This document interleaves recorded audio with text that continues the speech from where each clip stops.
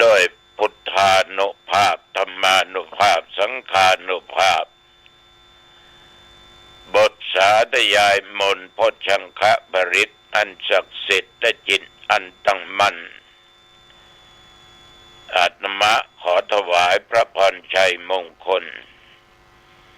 แด่สมเด็จพระเจ้าลูกเธอเจ้าฟ้าพัชรกิติยาภาขอให้พระองค์จงทรงหายจากอาการพระประชวรการเจ็บไข้ได้ป่วยด้วยเถิดขอพระองค์จงมีพระสุขภาพปรมัยอันแข็งแรงมีพระชนมายุยิ่งยืนนานได้120 พระพรรษายิ่งขึ้นไป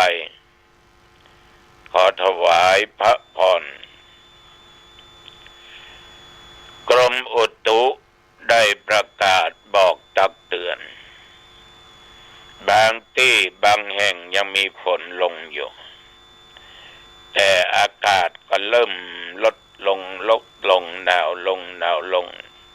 เพราะอุณหภูมิมันต่ำ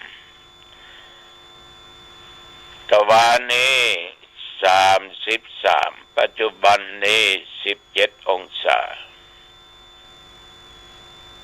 ทำดอยอินทนนท์กาตามภูเขากานี่คงจะหนาวอย่างขนาด